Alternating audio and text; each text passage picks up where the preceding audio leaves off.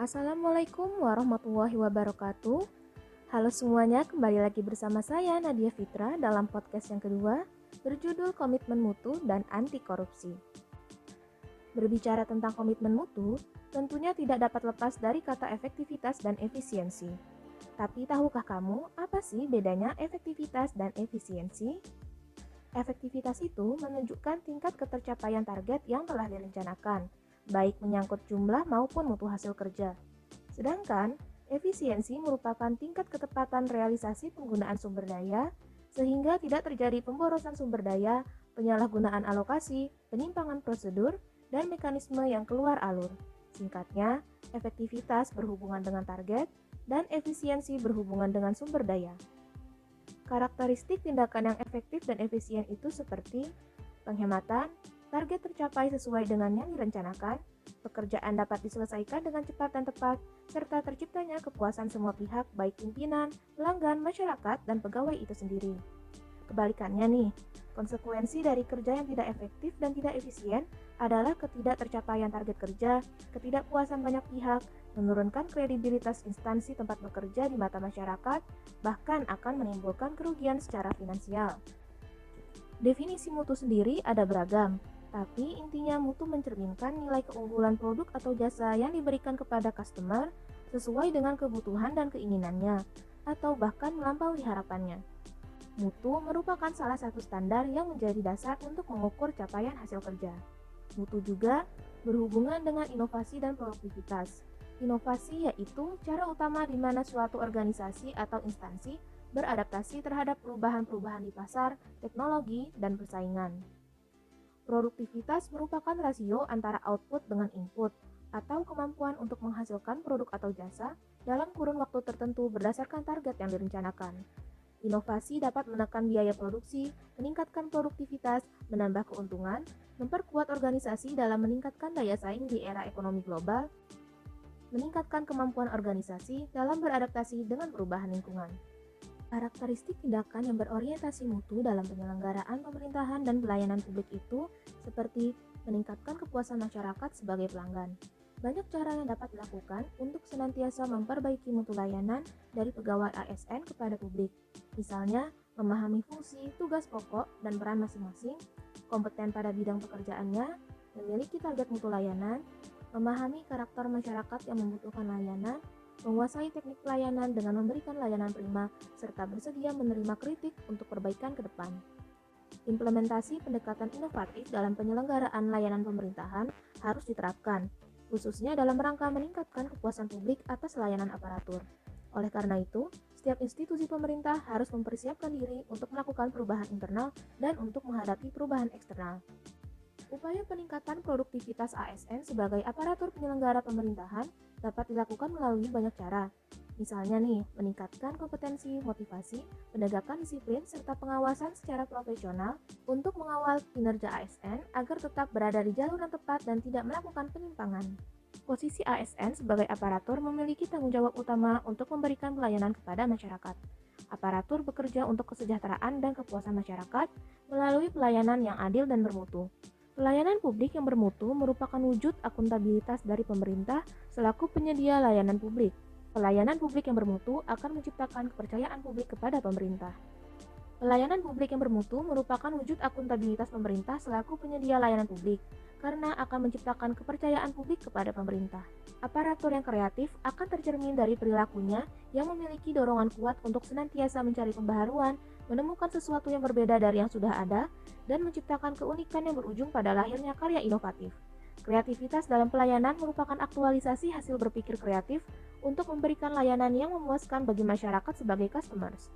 Kesimpulan dari komitmen mutu adalah 1. Aktualisasi nilai dasar komitmen mutu dalam pelaksanaan tugas aparatur akan mendorong terciptanya iklim atau budaya kerja unggul yang dapat menumbuhkan keberanian untuk menampilkan kreativitas dan inovasi. 2. Orientasi kerja bukan pada kewajiban menjalankan rutinitas kegiatan, melainkan pada semangat pengabdian untuk memberikan layanan publik yang terbaik dan siap menghadapi berbagai kendala atau constraint. 3. Orientasi aparatur bukan dilayani, melainkan melayani. 4. Fokus kinerja aparatur adalah untuk melayani publik, sedangkan kewajiban aparatur adalah memberikan layanan publik yang adil dan bermutu untuk membangun kepercayaan masyarakat terhadap pemerintah. 5. Setiap aparatur mesti memiliki sense of quality dan semangat belajar tinggi, sehingga menimbulkan keberanian berpikir alternatif, berani bertanya, dan bahkan berbeda pendapat untuk kebaikan dan kemajuan bangsa dan negara dalam menghadapi globalisasi. Setelah komitmen mutu, yang terakhir dari 5 nilai dasar Aneka yaitu anti korupsi. Apa itu korupsi? Pengertian korupsi menurut Undang-Undang Nomor 20 Tahun 2001 tentang pemberantasan tindak pidana korupsi adalah tindakan melawan hukum dengan maksud memperkaya diri sendiri, orang lain, atau korupsi yang berakibat merugikan negara atau perekonomian negara.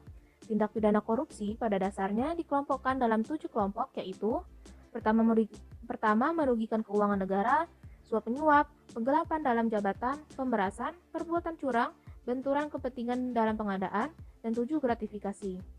Secara umum, akibat korupsi adalah merugikan negara dan merusak sendi-sendi kebersamaan serta memperlambat tercapainya tujuan nasional, di antaranya tata ekonomi seperti pemborosan sumber-sumber, larinya modal ke luar negeri, gangguan terhadap perusahaan, gangguan penanaman modal.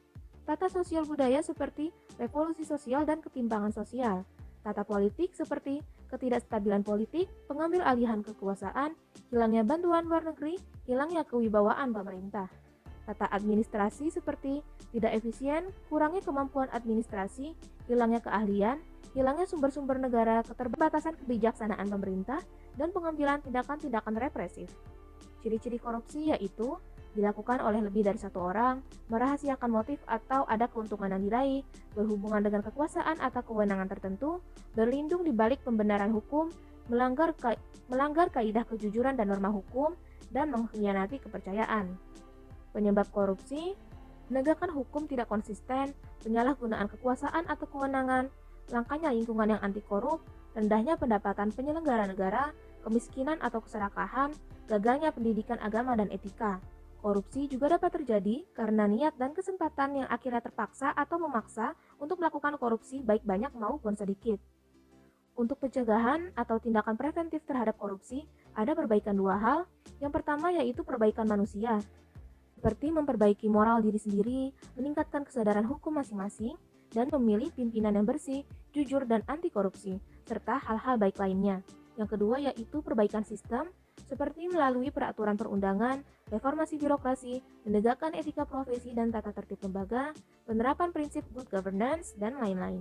Selain itu, untuk menjauhkan diri dari korupsi, kata kuncinya adalah internalisasi integritas pada diri sendiri atau bekerja dalam lingkungan yang menjalankan sistem integritas dengan baik.